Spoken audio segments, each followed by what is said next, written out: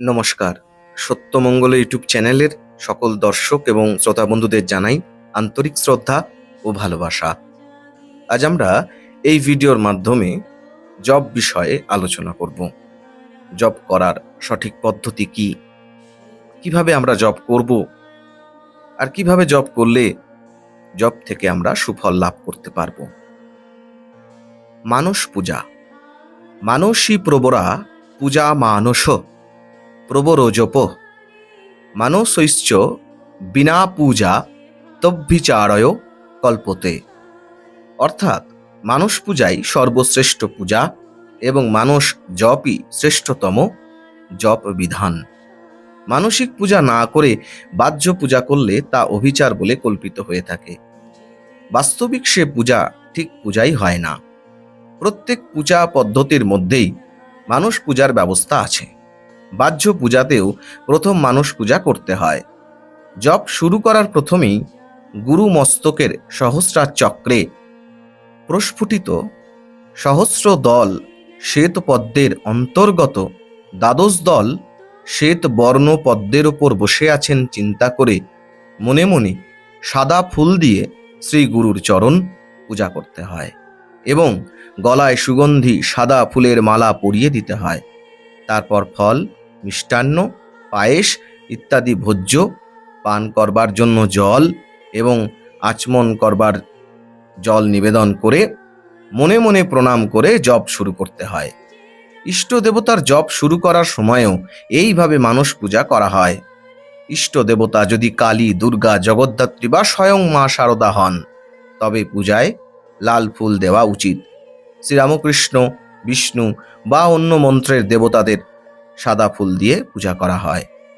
মস্তকে সহস্রার চক্রে একটি সহস্র দল শ্বেত পদ্মের অন্তর্গত দ্বাদশ দল শ্বেত বর্ণ পদ্মের ওপর গুরু বসে আছেন এই চিন্তা করে গুরুমূর্তির চরণ থেকে জপ শুরু করে গুরুর সর্বাঙ্গ প্রদক্ষিণ করতে করতে জপ করা হয়।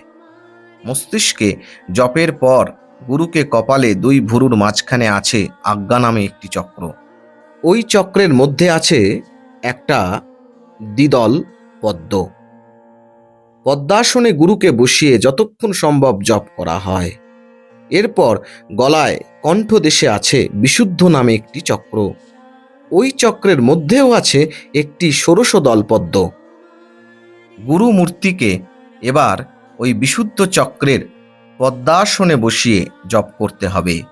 এরপর হৃদয়ের অনাহত চক্রে অবস্থিত দ্বাদশ দল রক্ত পদ্মাসনের মধ্যে অবস্থিত গুপ্ত অষ্টদল পদ্মে গুরুদেবকে প্রতিষ্ঠা করে জপ করতে হয়।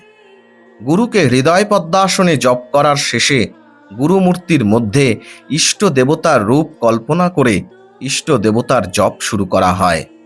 গুরু যেন ইষ্টের মধ্যে লয় হয়ে গেলেন এই রকম মনে করা হয়। অনেকে হৃদয়ে জপ করার পর পুনরায় গুরুকে সহস্রার চক্রে নিয়ে গিয়ে কিছুক্ষণ জপ করে গুরুর জপ শেষ করেন। হৃদয়ের অনাহত চক্রে আছে রক্তবর্ণ দ্বাদশ দল পদ্ম। ওই দ্বাদশ দল পদ্মের মধ্যে আছে আরেকটি অষ্টদল বিশিষ্ট গুপ্ত পদ্ম। এর প্রতিটি দল উজ্জ্বল অরুণাভ পীত বর্ণ। এই পদ্মের মধ্যে আছে 6 কোণ বিশিষ্ট একটি যন্ত্র। ওই যন্ত্রের মধ্যে 1 আঙুল পরিমাণ নির্ধূম দীপশিখার মতো উজ্জ্বল এক জ্যোতি সর্বক্ষণ বিরাজ করছেন। এই জ্যোতির্ময় শিখাই জীবাত্মা, জীবের আত্মজ্যোতি। হৃদয়ের এই অষ্টদল পদ্মে ইষ্ট দেবতাকে ধ্যান করতে করতে জপ করতে হয়। ওই অষ্টদল পদ্মের ওপর ইষ্ট দেবতা বিরাজ করছেন এই চিন্তা করতে করতে ইষ্টের শ্রীচরণ থেকে শুরু করে সর্বাঙ্গ প্রদক্ষিণ করতে করতে জপ করা হয়। ইষ্টের জপ হৃদয়ে শেষ করে কণ্ঠদেশে বিশুদ্ধ চক্রের মধ্যে পদ্মাসনে ইষ্টকে বসিয়ে জপ করা হয়। এরপর কপালে 2 ভুরুর মাঝখানে আছে আজ্ঞা নামে একটি চক্র। ওই চক্রের মধ্যে আছে একটি পদ্ম। ওই পদ্মাসনে ইষ্টকে বসিয়ে যতক্ষণ সম্ভব জপ করা হয়। এরপর ইষ্ট দেবতাকে মস্তকের সহস্রার চক্রে সহস্র দল শ্বেত পদ্মের অন্তর্গত দ্বাদশ দল শ্বেতবর্ণ পদ্মে বসিয়ে জপ করে আবার হৃদয় পদ্মাসনে ইষ্টকে বসিয়ে যতক্ষণ সম্ভব জপ করা উচিত। গুরুর জপ করার সময়, গুরুর এবং ইষ্টের জপ করার সময় ইষ্টের শ্রীমূর্তি গভীর মনোযোগের সঙ্গে চিন্তা করলে ধ্যান হবে। অন্য সময় অর্থাৎ পথে, অফিসে, চলতে ফিরতে, শুয়ে বসে জপ করার সময় ইষ্টমূর্তি চিন্তা করতে করতে মনে মনে জপ করা হয়।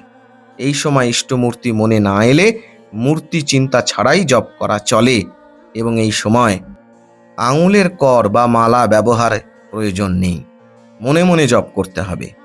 শ্রী ভগবানের লীলাক্ষেত্র বা লীলা ধ্যান করতে করতে জপ করা খুবই ভালো। যারা কৃষ্ণমন্ত্রে দীক্ষা নিয়েছেন তারা কৃষ্ণের লীলাক্ষেত্র মনে মনে স্মরণ করতে করতে জপ করতে পারেন। যারা শক্তিমন্ত্রে দীক্ষা নিয়েছেন তারা দক্ষিণেশ্বর, কালীঘাট প্রভৃতি শক্তিপীঠ মনে মনে স্মরণ করতে করতে জপ করতে পারেন। যারা শ্রীরামকৃষ্ণ বা মা শারদার মন্ত্রে দীক্ষা নিয়েছেন তারা শ্রীরামকৃষ্ণ এবং শ্রী শ্রী মায়ের লীলাস্থল ধ্যান করতে করতে জপ করতে পারেন। যিনি যে মন্ত্রেই দীক্ষা নিন না কেন, হৃদয়ে শ্রীরামকৃষ্ণকে চিন্তা করতে করতে জপ ধ্যান করলে সমস্ত দেবদেবীর জপ ধ্যান করা হবে। বিশেষ করে শ্রীরামকৃষ্ণের লীলাক্ষেত্র দক্ষিণেশ্বর, কাশীপুর উদ্যানবাটি, বেলুর মঠ, কামারপুকুর এবং শ্রী শ্রী মায়ের লীলাস্থল দক্ষিণেশ্বর, জয়রামবাটি, উদ্বোধনে শ্রী শ্রী মায়ের বাড়ি, এই সব স্থান স্মরণ করতে করতে জপ করলে বিশেষ উপকার পাবেন। বেলুর মঠে শ্রীরামকৃষ্ণ, শ্রী শ্রী মা, স্বামীজি এবং ঠাকুরের অন্য পার্শ্বদগণ সর্বক্ষণ বিরাজ করছেন। উদাহরণস্বরূপ বলা যায় যে দক্ষিণেশ্বরে মা কালীর মন্দিরে শ্রীরামকৃষ্ণ পূজা করছেন, ভাবতে ভাবতে কিছুক্ষণ জপ করা হলো। দক্ষিণেশ্বরে শ্রীরামকৃষ্ণের ঘরে ঠাকুর ভক্ত সঙ্গে আছেন, নহবতে মা ঠাকুরুন ধ্যান জপ করছেন, পঞ্চবটিতে ধ্যানমগ্ন শ্রীরামকৃষ্ণ, বেলতলায় ধ্যানমগ্ন শ্রীরামকৃষ্ণ, কাশীপুর উদ্যানবাটিতে কল্পতরু রূপে শ্রীরামকৃষ্ণ। এই পবিত্র ঘটনাগুলি স্মরণ করতে করতে জপ করলে মন সহজেই উচ্চ অবস্থায় পৌঁছাবে। বেশি জপ করা সম্ভব না হলে প্রত্যেক ক্ষেত্রে অন্তত 28 বার জপ করার চেষ্টা করুন। যখনই এভাবে জপ করবেন তখন ভাববেন যে আপনি শ্রী শ্রী ঠাকুরের বা শ্রী শ্রী মায়ের সামনে বসে জপ করছেন। স্বামীজির ঘরে বা মন্দিরে বসে এক মনে ওঙ্কার জপ করতে করতে ভাববেন যে ধ্যানমগ্ন স্বামীজি আপনার সামনে বসে আছেন। কিছুদিন অভ্যাস করুন, নিজেই ফল বুঝতে পারবেন।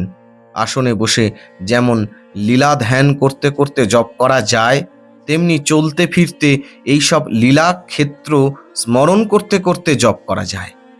যে দেবতা বা দেবীর বীজ মন্ত্রে আপনি দীক্ষিত, জপের সময় মন্ত্রের সঙ্গে সেই নির্দিষ্ট দেবতা বা দেবীর চিন্তা ও ধ্যান করতে হয়। মন্ত্রের অধিষ্ঠাত্রী দেবতাকে ইষ্ট দেবতা বা ইষ্ট দেবী বলে। ইষ্টমন্ত্র জপ করার পর নিজের কোনো প্রিয় মন্ত্র থাকলে তা যেমন জপ করা যায় এবং তেমনি শুদ্ধ ওঙ্কারও জপ করা যায়। ইষ্টমন্ত্রের সঙ্গে ওঙ্কার থাকলেও পৃথকভাবে ওঙ্কার জপ করায় কোনো বাধা নেই। গুরু এবং ইষ্ট দেবতার ফটো, ছবি বা প্রতিমূর্তি সামনে রেখে এবং সেই ছবি দেখতে দেখতে জপ করা হয়। যতদিন না গুরু বা ইষ্টের প্রতিমূর্তি হৃদয়ে সঠিকভাবে অঙ্কিত হয় ততদিন এইভাবে জপ করা অত্যন্ত প্রয়োজন। জপ করার সময় মনে করতে হবে শ্রী গুরু মহারাজ এবং ইষ্ট দেবতা যেন জীবন্ত ও জ্যোতির্ময় রূপে আমার সামনে বসে আছেন এবং আমার জপরূপ পূজা গ্রহণ করছেন। গুরু এবং ইষ্টকে মস্তকে বা হৃদয়ে দুভাবে চিন্তা করা হয়। 1. গুরু বা ইষ্ট মস্তিষ্কে বা হৃদয়ে আমি যেদিকে মুখ করে বসে আছি তারাও সেই দিকে মুখ করে বসে আছেন। 2. গুরু বা ইষ্ট আমার সামনে বসে আমার দিকে করুণাপূর্ণ দৃষ্টিতে চেয়ে আছেন। যার পক্ষে যেটা সহজ হবে তিনি সেইভাবে জপ ধ্যান করবেন। প্রশ্ন উঠতে পারে, কেউ ধ্যানের সময় ইষ্টকে মুখোমুখি রাখে, কেউ বা নিজের যেদিকে মুখ ইষ্টকেও সেই দিকে মুখ করে বসায়। এই 2 রকম ধরন কেন? এর উত্তরে বলা যায়, 2 পথেই এগিয়ে যাওয়া যায়। ইষ্টকে মুখোমুখি বসালে চিন্তা করতে সুবিধা হয়। দ্বিতীয়টি তুলনামূলকভাবে কঠিন মনে হতে পারে, কিন্তু এভাবে অর্থাৎ সাধকের মুখ ও ইষ্টের মুখ একই দিকে ধ্যান করলে আরও গভীরে যাবার সম্ভাবনা আছে। আপনি যখন ইষ্টকে ধ্যানে আনতে চাইছেন তখন তাকে কিভাবে মনে আনেন? অতীতের ইষ্টের ছবি, মূর্তি বা ফটোতে যেমন দেখেছেন ঠিক সেই চেহারাই কল্পনা করেন।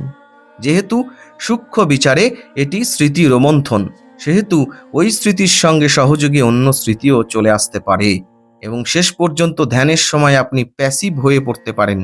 কিন্তু দ্বিতীয় ধরনে নিজের যেদিকে মুখ ইষ্টেরও সেদিকে মুখ, ধ্যানের সময় আপনি স্মৃতিকে অ্যাজ ইট ইজ তুলতে পারছেন না, কারণ এভাবে বসা বা দাঁড়ানো অবস্থায় ইষ্টকে আপনি দেখেননি। ফলে ইষ্টকে মনে আনতে আপনাকে অ্যাক্টিভ হয়ে উঠতে হচ্ছে। এটি সহযোগী স্মৃতিকে উঠতে দেয় না এবং আপনাকেও সব সময় সচেতন রাখে। দ্বিতীয়ত, ধ্যানে অন্য চিন্তা ওঠা মানে স্মৃতি ও কল্পনার খেলা। কিন্তু দ্বিতীয় ধরনে আপনি স্মৃতি ও কল্পনার ততটা সুযোগ পাচ্ছেন না। অতীত ও ভবিষ্যৎ আসতে পারছে না। যেহেতু আপনাকে ক্রমাগত চেষ্টা করতে হচ্ছে, সেহেতু বর্তমানে আপনার স্থিতি হচ্ছে। আসল কথা, আমার অজ্ঞানতা কাটছে কিনা, কে কোন পথে আছি তার চেয়ে নিজের পথে এগিয়ে যাচ্ছি কিনা সেটাই দেখা দরকার। এমনই বলেছেন স্বামী সোমেশ্বরানন্দজি মহারাজ। স্বামী বিবেকানন্দের বাণী ও রচনাবলী 4th খণ্ড থেকে আমরা পাই, স্বামীজি সেখানে বলছেন, আমরা মস্তিষ্ককে সম্মুখে বা পশ্চাতে চালাতে পারি না, কিন্তু মনকে পারি। মনকে ভূত, ভবিষ্যৎ ও বর্তমান সমুদয় কালেই প্রসারিত করা যেতে পারে। মনের একটা সূক্ষ্ম শরীর আছে, সেই শরীর দ্বারা মন স্থূল দেহের ওপর কার্য করে থাকে। ধর্ম প্রসঙ্গে স্বামী ব্রহ্মানন্দজি মহারাজ বলছেন, জপের সঙ্গে সঙ্গে মূর্তি চিন্তা করতে হয়, নইলে জপ ভালো হয় না। পূর্ণ মূর্তির ধ্যান না হলেও যেটুকু সামনে আসে তাই নিয়ে ধ্যান আরম্ভ করবি। প্রথমে পাদপদ্ম থেকে আরম্ভ করবি, না পারলে বারবার চেষ্টা করবি, না এলে ছাড়বি কেন? যেমন আমরা শ্রীরামকৃষ্ণের মূর্তিতে মন স্থির করতে চাই, শরীর মনকে সরল ও সুস্থির রাখিয়া তাহার চিত্রের দিকে তাকাইতে তাকাইতে স্মৃতিতে ঠিক ফটোগ্রাফের মতো একটা ছায়া পড়ে। অনেকদিন চেষ্টা করিতে করিতে ওই ছায়াটি যখন স্পষ্ট হইয়া ওঠে, তখন বোধ করি যেন ঠাকুরের মূর্তিখানি দেখিতেছি। ইহাই ধারণা। এই ধারণাকে অবলম্বন করিয়া অনেকক্ষণ স্থিরভাবে আমি ঠাকুরের মূর্তি দেখিতেছি। এইরূপ চিন্তা করিতে পারিলে তাহাকে ধ্যান বলে। অবশেষে যখন ঠাকুরের মূর্তি এইরূপ স্পষ্টভাবে দেখিতে পাইব যে আমার সকল চিন্তা যেন বন্ধ হইয়া গিয়াছে, আমি যে ধ্যান করিতেছি তাহা আমি বোধ করিতেছি না, আমার সামনে যেন ঠাকুর বসিয়া আছেন, আমি যেন ঠাকুরকে সত্য সত্যই প্রত্যক্ষ করিতেছি, এই অবস্থার নাম সমাধি। এমনটাই বলছেন স্বামী প্রেমেশানন্দজি মহারাজ। যেখানে বসে জপ করা হবে সেখানে গুরু এবং ইষ্টমূর্তি ছাড়া অন্য দেবদেবী বা অন্য কারো ছবি না থাকা ভালো। অন্য ছবি থাকলে মনোসংযোগ ব্যাহত হয়।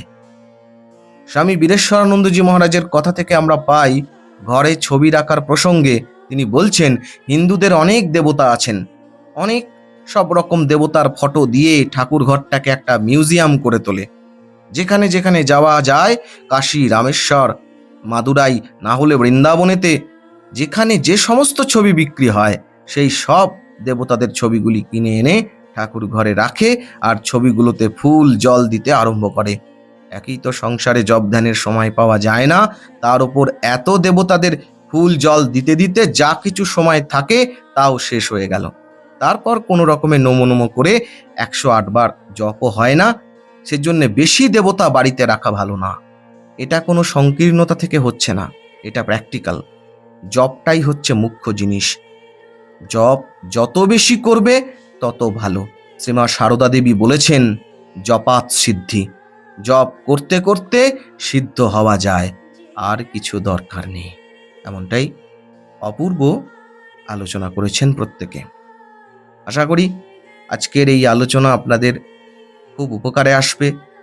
আর সত্যিই যদি উপকারে আসে, আর সত্যিই যদি ভিডিওটি ভালো লেগে থাকে, তাহলে প্রতিদিনের মতো ভিডিওটিতে একটি লাইক, শেয়ার, কমেন্ট ও চ্যানেলে যারা নতুন এসেছেন তারা চ্যানেলটিকে সাবস্ক্রাইব করে সত্যমঙ্গল চ্যানেলের পাশে থাকবেন।